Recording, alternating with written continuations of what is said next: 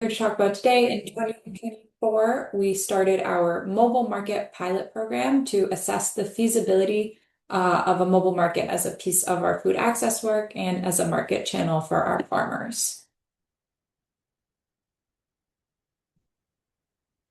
Yeah, so today we're going to do a little bit of an introduction to mobile markets in case there's anyone here that's not as familiar with it. We're going to talk about kind of the prevalence of mobile markets and the different designs that they can be based on. And then we're going to go kind of more deeply into what the new entry mobile market really looks like, share some of the data that we've been able to collect and some of the experiences that we've had. And then we'd love to open it up for discussion. We're particularly interested in discussing pricing models and community relationships, as those are things that we've spent a lot of time figuring out for our market, but we are also absolutely willing to and would love to hear any other questions that you're bringing, concerns that we can all workshop together and have more of a conversation about. Okay, so to start with an overview, we're going to dig into the purpose. Why do we have mobile markets and what are they being used for? The design aspect, what are the different models and which types of models benefit what types of mobile markets, and the prevalence of mobile markets today. So what is the purpose of a mobile market? In the simplest terms, the purpose is to bring food to people where they already are. This is a strength of the model if you're running a for-profit mobile market because you can alleviate the problem of customers forgetting about your farmer's market time slot or not having the time to drive to your farm stand by setting up your market where they already are. You can really hone in on your target customer. Mobility is also a strength for nonprofits seeking to increase food access because, again, you can meet your customer base where they already are and you're not reliant on existing food system infrastructure. And then, of course, each mobile market will have its own specific purpose related to the customers you're most interested in reaching, the products you're most interested in selling or distributing, or the geographic area you're focused on.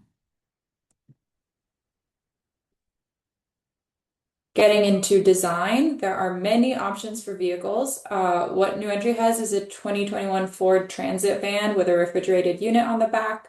When we arrive at our market location, we're pulling out tables, setting up our awning depending on weather, and taking out all of the produce that we want to sell at that location. So customers are never actually entering the van, and we're not selling directly out of the van. We're setting it up more farmers market style. Some of our locations are actually inside of residential buildings. So in those cases, the van is outside the building along with our A-frame signs as a signal of where we are.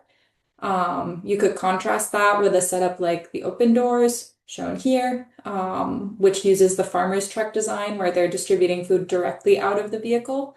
Pros of this are more efficient setup, less time spent packing and unpacking. But of course, this is not a design that's optimized for indoor stops or places where you can't pull in the van. And then as the slide mentions, there are even more elaborate options like repurposed school buses that customers can walk through.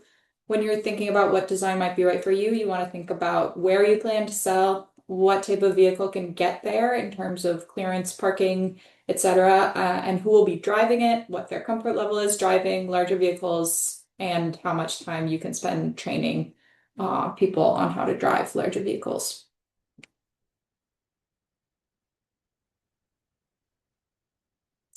Yeah, so there are lots of mobile markets that have been popping up all around the country. It's been a really popular thing to get funding for from grants. So we're seeing them all over, but there's not a lot of data that has been collected on all of the operating markets. So we've got a couple of maps that we can look at here. This one is from the farmer's truck.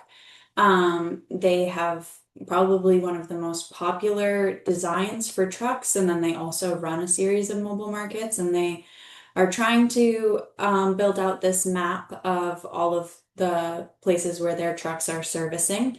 But for our purposes, this map really just shows that there are mobile markets taking place across the country. And then here we can dive into just on the North Shore where we're located in Massachusetts. We are part of the North Shore Mobile Market Coalition, and we're actually we founded that group as part of our as part of the grant that funded our mobile market. And this shows that just in this relatively small geographic area, there are a ton of mobile markets that are serving people from several different organizations. And this isn't even exhaustive of this area. So within a more localized area, as you can get better data, you can start to see that this is a really popular model that is being used a lot. Just at the markets that are in this area, we are able to serve 2,290 people per week. And that's just across the North Shore Mobile Market Coalition, the partners that we already have. So it also demonstrates that even in a relatively small geographic area and with just a few partner organizations, you can have a pretty significant impact. Yeah, and that's a 14 organization coalition with 12 organizations using the free food distribution model, and then New Entry and one other organization using a different pricing model that we'll dig into more later. So diving into the New Entry veggie van example, we use the van and tabling model. We sell at low income housing facilities at cost using SNAP and HIP. HIP is the Healthy Incentives Program in Massachusetts. That's $40 for all SNAP eligible individuals. That is specifically for purchasing fruits and vegetables at qualifying farmers markets and vendors. We sell exclusively local produce and value add items from the same vendors who sell to the larger New Entry Food Hub. And last year, when Erica and I took over the weekly running of the mobile markets, the schedule was Mondays, all of the produce arrived for the week's market with the other wholesale orders for that week. Tuesdays, we had market number 1 in Lynn from 1 to 2 and market 2 in Lynn from 3 to 4. And then Thursdays, we had another round of markets, market 1 in Revere from 1 to 2 and market 2 in Revere from 3 to 4. We would then stop at the City of Revere Department of Health to drop off any unsold produce that we couldn't hold for the following week. And they would pack it to distribute it as part of an ongoing food distribution program. That was one of the ways that we tried to minimize food waste, but there is quite a bit of shrink with the mobile market model we found.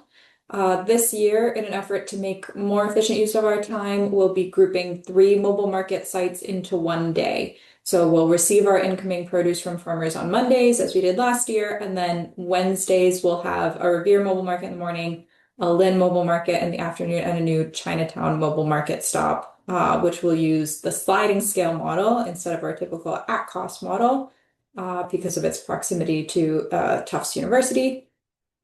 This will cut down on our time packing and unpacking the van at New Entry, and it cuts down on the days when the van is unavailable for other deliveries. And as this slide highlights, the system I just described is what we landed on, but New Entry trialed many different models along the way. This is the one that ended up being the most mission aligned and doable for our staff. Yeah, so now we want to dive a little bit into pricing models. There are a lot of different pricing models that mobile markets can use, and it will differ based on the mission of your mobile market. It is possible to run a market that is for profit. We've seen people do this by going to farmers markets with their truck and targeting audiences that will pay higher prices for their produce. These are markets that are typically run directly by farms or farmers. It's a high upfront cost, but depending on the distribution of your clients and the infrastructure near you, it can work. And some farms also build homemade trailers to cut down on upfront costs. One example of a farm that does this is Wishwell Farms in Ohio. And I encourage you to look up their information if that is the kind of pricing model that interests you. There are also sliding scale models. Other organizations will use a sliding scale model where they'll have some higher priced goods for some customers and lower cost goods for others. This model can look like one market with multiple price points listed or discounts offered. And this is something that, as Lydia mentioned, we'll be experimenting with at our new Chinatown stop because we'll be primarily servicing both faculty and students at Tufts University and the greater Chinatown community. And with that greater diversity of people that would be willing to pay different price points, we're going to be looking into how to design a sliding scale model around that. Another way that the sliding scale model is executed is by having one market stop in a more affluent area with higher prices and then having a separate stop in a lower income area with lower prices. And in this case, the markets themselves will balance each other out. This is the model that is used by the Farmers Truck organization that we were looking at a map from a moment ago. And they call it the Robin Hood model. The really great resource is their Mobile Market University, and they have all of the information about their budgeting and pricing information available for free on there. So I encourage you to look at that as well. The third model that we've looked into is the nonprofit model, and that is more what we are aligned with. This is a setup where markets are run either for free or at cost. So an organization is not expecting to make any money from the markets. And any profit they do generate is reinvested in the mobile market. These markets are usually run by nonprofit organizations, and the goal is really addressing food access as opposed to trying to make money off of the produce. This is a model that is often most often supported by grants and gifts and is reliant on continued funding for its success. It's important to note that, an at-cost model, like what we do at the market, might meet food access goals and need less grant support. Charging at all for the produce can disqualify your market from receiving other grants and gifts, depending on exactly how you frame your model. In the coming slides, we'll dig into this model a bit more, since it's the category that New Entry falls into, as a market that sells at cost without the goal of turning a profit. Before we move on, though, I just want to note that there are a lot of upsides and drawbacks to each of these models. And the one that makes the most sense for a given organization is going to be the one that best aligns with your existing program goals. And when we open it up for discussion at the end, we would love for you to share what models you use or are most interested in and what the costs or benefits are that you have noticed.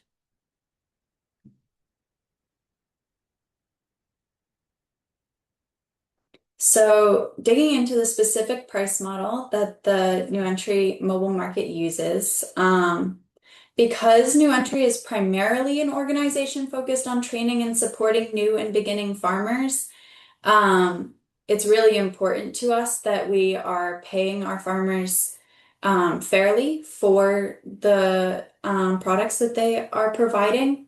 And at the same time, we know that connecting local farmers and food access initiatives overall builds a stronger local food system that benefits everyone. So our pricing model is focused on trying to find that delicate balance between fairly compensating our farmers and providing local produce at the lowest possible price to our communities.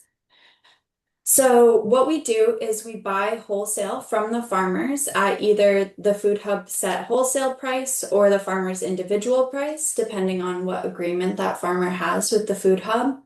And then we sell that produce at cost, meaning with no markup at our markets. This means that the produce available, while not free, is often selling for lower prices than you would see at other farmers markets or even at the grocery store. Our market is also an approved SNAP and HIP vendor. For those that don't know, SNAP is the Federal Supplemental Nutrition Program, formerly known as food stamps. And as Lydia mentioned earlier, HIP is a cost matching program run in Massachusetts alongside SNAP benefits, where eligible individuals can spend up to $40 a month on eligible produce from farmers markets.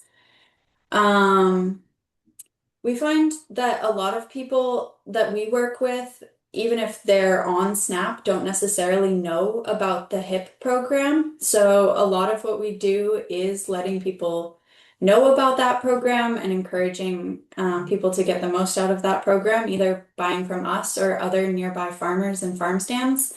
But a huge portion of our revenue is coming from these SNAP and HIP sales.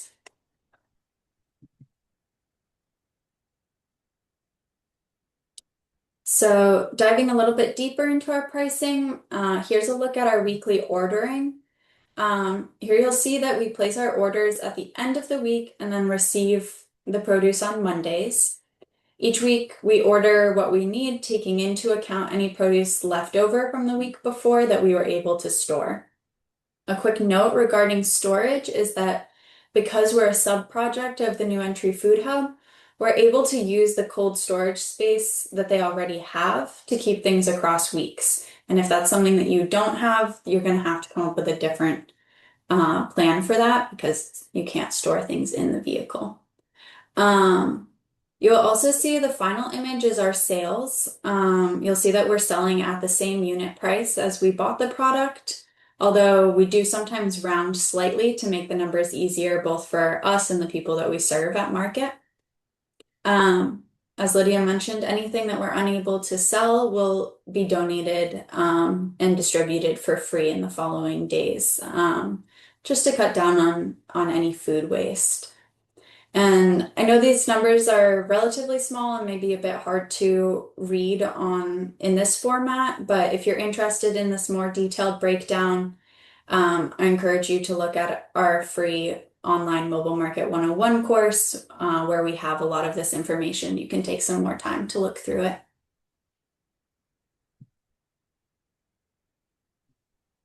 Okay.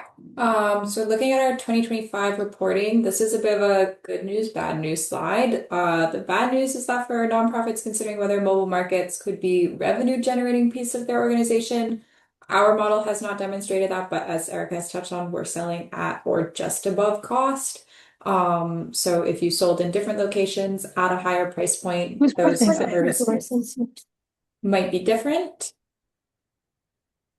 The good news here is that 47% of our mobile market revenue came from SNAP and 14% came from the Massachusetts Senior Farmers Market coupons, which is another state program that allows people to buy produce from farmers markets. And 54% of our customers in our end of season survey reported that the market helped them use more of their SNAP and HIP dollars. So in terms of our grant and mission objectives, we are reaching the people that we wanted to reach. The other good news is that there are grants that support this type of work, like the Farmers Market Promotion Program grant that New Entry received. And mobile markets seem to be the right combination of effective at what they do and shiny, flashy to stand out in grant applications and to donors or even corporate sponsors. New Entry hasn't gone that route, but there is potential to have corporate stops that offset the cost of your food access work if you're on pop-up markets at office locations a couple times a month, for example. Okay, going back into the New Entry example, this is a more detailed breakdown of our spending from year 2 of running the mobile markets. So you can see that labor is the greatest cost. In peak season, we have 2 Food Hub team members who are dedicated primarily to the mobile market. In New Entry's case, the labor cost ends up being even higher because we hire a lot of interns and host Commonwealth Corp members like Erica and myself who serve 10-month terms. But that turnover means that there is often overlap where the former people running the mobile market are training the new people. And I know many other nonprofits schedule volunteers to staff their sites, and that's obviously a way to cut costs here. But for insurance reasons, you're unlikely to want your volunteers driving the actual vehicle, so you should still think about having some staff time dedicated to that. After staffing, our largest cost is cost of goods sold. Just to note that this number is slightly different from the average cost you saw on the previous slide because it's looking at the grant year as opposed to the season, and the grant term for us is September to September. But we're just above the break-even point for cost of the produce we're selling. Um, the equipment section gives you a general sense of the type of supplies we're buying regularly for the market. That's the orange section. We dive into this much more in the Mobile Market 101 course if you're interested in the specific equipment and supplies that New Entry uses. The same goes for that permitting line. We dive into the types of permits required and how to get in touch with your local Department of Health to sort through all of those logistics in the course. But for now, just pulling out the cost associated with all of that so that you have a realistic sense of what it costs to run a mobile market. So obviously the cost and the pricing models are a really important part of how the market functions, but equally important is having people to attend your market. And we've found that community relationships are the most important part of that. Um, One of the hugest challenges of running a mobile market, is that it moves around because even though the purpose of your market is to serve the community and meet a need that they have, you're not a stable or permanent part of that community, which is just part of how the mobile market works, and it has upsides and it has downsides. We're able to serve a lot of people in a lot of places, but it means less of a permanent connection with any individual community. One of the strategies we found most helpful in that respect is making sure we have a strong relationship with a specific site coordinator who is already part of the community, and can be a link between the mobile market and the site while we're not there. One of the most common small examples is that we'll ask our site coordinators at residential sites to do things like hang flyers and help remind residents about the market dates. We've also partnered with other focused organizations around us. Shown here, we have a partnership with the Essex North Shore Agricultural and Technical School culinary track where they purchase produce from us and prepare food in their food truck to sell while we're running market. This has become a really beloved program at the market, and it helps get people excited about different ways to prepare vegetables. So really tap into the organizations around you that are already doing food-focused work, and the infrastructure that they might have. The technical high school already had this food truck, and some funding to help supplement that. But if you take nothing else away from this slide, what we learned is that the main way to build trust is consistency over time. You have to show up the same time each week where people expect you to be and with quality produce consistently. Yeah, so at this point, we would love to open things up for a discussion. We have some discussion questions here that we can start with, and then we also would love for you to share any other questions that you're bringing in. We saw some of the questions that you shared on the registration form, and we can touch on those too. But yeah, let's begin with talking about some of these different models that we've discussed. I'd love if multiple people could share kind of where you're at in terms of planning your own mobile market, or the market that you already run. Share the model that you use and why. And this could be focusing in on pricing, it could be focusing in on vehicle price, and kind of how those things align with your organizational goals. Is there anyone that would like to start off sharing a little